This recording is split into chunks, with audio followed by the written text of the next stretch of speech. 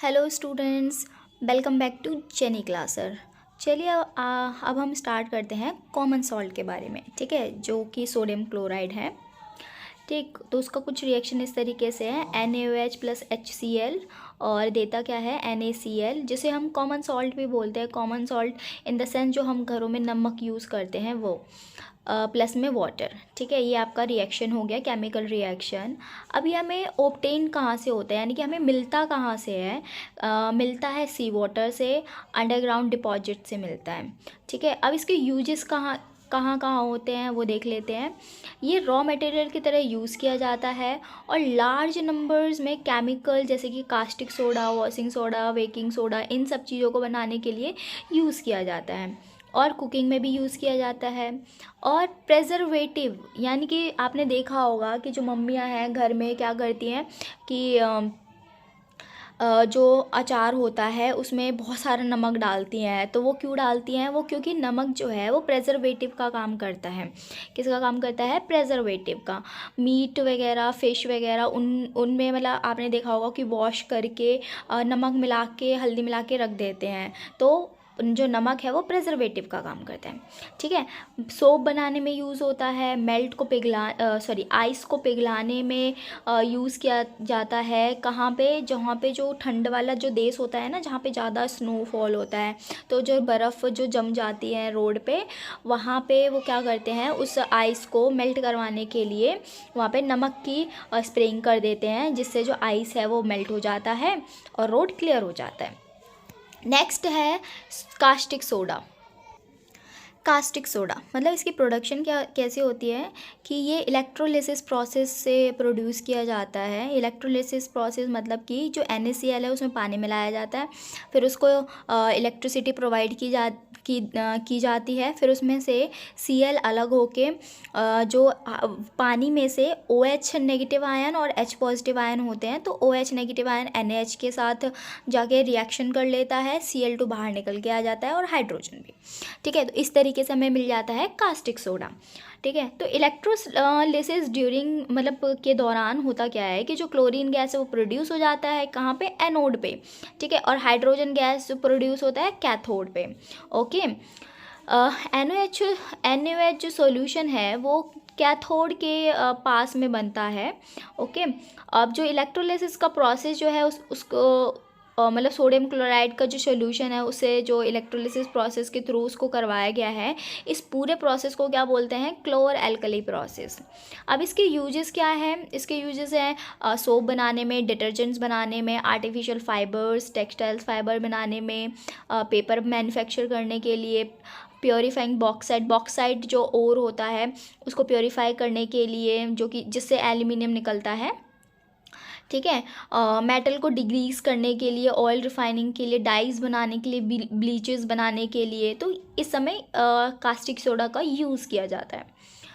अब क्लोरीन का यूज़ कैसे होता है भाई? देखते हैं कि क्लोरीन जो है उसको मतलब जो जो पानी का जो आता है ना, पानी पीने का जो सप्लाई वाला वाटर आता है उसको स्टेरलाइज करने के लिए काम में आता है। और जो स्विमिंग पूल्स हैं उसमें भी क्लोरीन डाला जाता है, ताकि मतलब क्लोरीन को एज अ डिसइंफेक्टेंट के तौर पे यूज़ किया जाता है। ब्लीचिंग पाउडर की प्रोडक्शन के लिए यूज़ किया जाता है, हाइड्रोक्लोरिक एसिड के प्रोडक्शन के लिए यूज़ किया जाता है, प्लास्टिक बनाने के लिए जैसे कि PVC, pesticides, chlorofluorocarbon, chloroform, carbon tetrachloride, paints, dye, stuffs, ये सारी चीज़ें बनाई जाती है। किसके मदद से? क्लोरीन की मदद से। अब सॉल्वेंट्स बनाने के लिए भी यूज़ किया जाता है, जो ड्राई क्लीनिंग का काम होता है ना, उसमें भी एज अ सॉल्वेंट यूज़ किया जाता है क्लोरीन को। अब हाइड्रोजन का भी यूज़ होता है। हाइड्रोजन का कैसे यूज़ होता है? हाइड्रोजिनेशन करने के लिए, ऑयल्स के लिए। ठीक है, हाइड्रोक्लोरिक बनाने के लिए यूज़ किया जाता है, फर्टिलाइजर्स बनाने के लिए यूज़ किया जाता है, मिथेनॉल बनाने के लिए, लिक्विड हाइड्रोजन का फ्यूल की तरह यूज़ किया जाता है, जो फ्यूल रॉकेट में यूज़ किया जाता है। ठीक है, और हाइड्रोक्लोरिक एसिड का यूज़ कैसे होता है? कि जो आयरन की जो सीड्स होते हैं ना उसको क्लीन करने के लिए यूज़ किया जाता है, मतलब गैल्वेनाइजेशन के लिए यूज़ किया जाता है। क्लोराइड्स बनाने के लिए अमोनियम क्लोराइड जैसे कि बनता है तो उसके लिए यूज़ किया जाता है किसका, HCl एसिड का। मेडिसिन में यूज किया जाता है। कॉस्मेटिक्स के जो सामानें बनते हैं उसमें कुछ में यूज़ किया जाता है हाइड्रोक्लोरिक एसिड। अब हम पढ़ेंगे वॉशिंग सोडा, ठीक है, वॉशिंग सोडा। तो इसका प्रोडक्शन कैसे होता है, ये 3 स्टेप्स में कंप्लीट होता है। पहला ये कि जो सोडियम क्लोराइड है उसके साथ अमोनिया मिलाया जाता है, फिर पानी मिलाया जाता है, फिर कार्बन डाइऑक्साइड, और ये सारे मिलके क्या बना लेते हैं, एक कंपाउंड जो कि है सोडियम हाइड्रोजन कार्बोनेट। ये एक ऐसा कंपाउंड बना लेते हैं, ठीक है। और साथ में क्या बनाते हैं, अमोनियम क्लोराइड बना लेते हैं, यानी कि NH4Cl, ठीक। अब इसके बाद क्या होता है कि जो हमारा कंपाउंड निकला है ना NaHCO3, उसको हीट किया जाता है। हीट करने के बाद क्या प्रोडक्ट बनता है, Na2CO3, यानी कि सोडियम कार्बोनेट बनता है, जिसे हम बोलते हैं सोडा ऐश, ठीक है। फिर उस साथ में कार्बन डाइऑक्साइड भी निकलता है और वाटर भी निकल जाता है।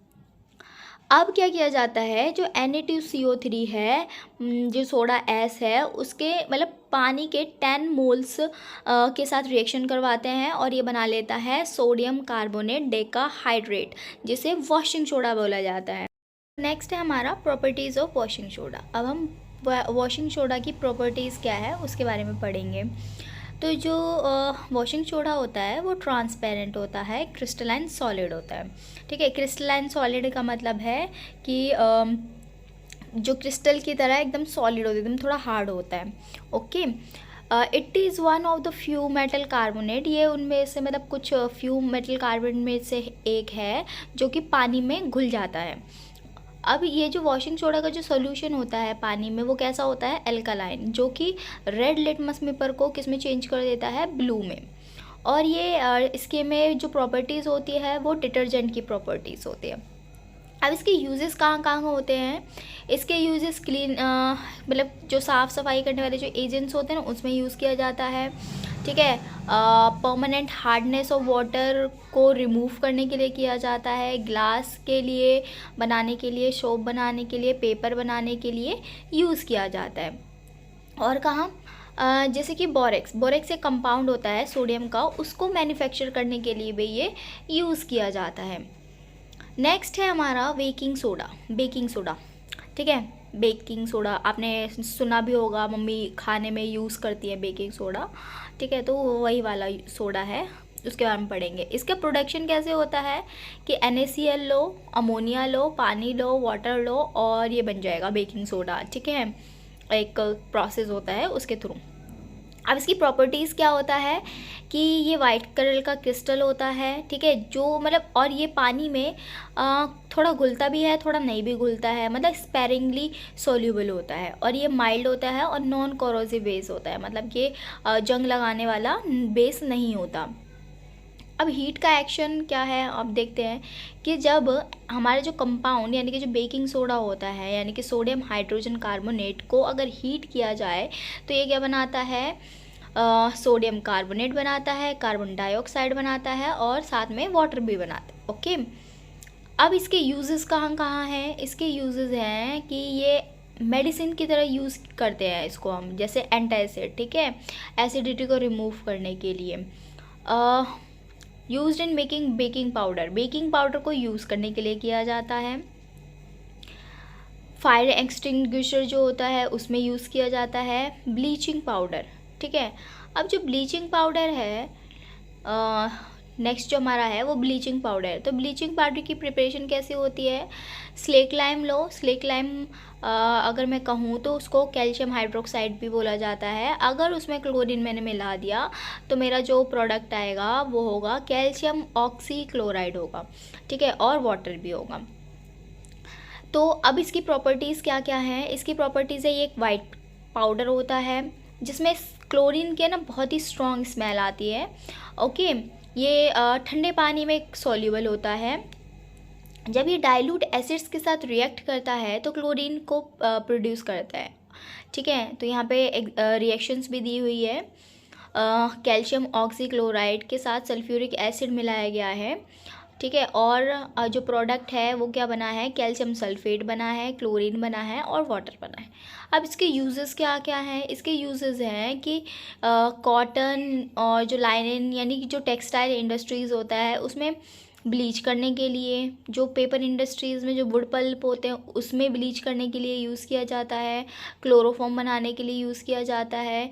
और जो ऊनी कपड़े हैं वो श्रिंक ना हो यानी कि वो सिकुड़े ना, उसके लिए भी यूज़ किया जाता है। ठीक है, ऑक्सीडाइजिंग एजेंट की तरह भी यूज़ किया जाता है, यानी कि केमिकल इंडस्ट्रीज़ में यूज़ किया जाता है। अब आता है प्लास्टर ऑफ पेरिस। ठीक है, आपने कभी देखा होगा या फिर आपके घर वालों में किसी फैमिली मेम्बर में किसी का हाथ पैर टूट जाता है ना, तो वाइट कलर का प्लास्टर चढ़ा देते हैं, है ना, तो वाइट कलर का, तो उसी के बारे में पढ़ेंगे। तो जो इसकी प्रेपरेशन कैसी होती है कि जिप्सम से प्रिपरेशन होती है। जिप्सम को जब 100 डिग्री पे हीट किया जाता है तो वो क्या बनाता है, प्लास्टर ऑफ पेरिस बनाता है। और साथ में 1/1/2 का जो मॉलिक्यूल है वो पानी भी साथ में छोड़ता है। ठीक है, तो अगर हमने 2 मोल लिए जिप्सम के और उसको हमने 100 डिग्री पे हीट किया तो 2 मोल किसके आएंगे, प्लास्टर ऑफ पेरिस के आएंगे, और 3 मोल किसके आएंगे, वाटर के आएंगे। ठीक है, अब इसकी प्रॉपर्टीज़ क्या है, ये एक वाइट का पाउडर होता है। ठीक है, इसकी रिमार्केबल प्रॉपर्टी होती है।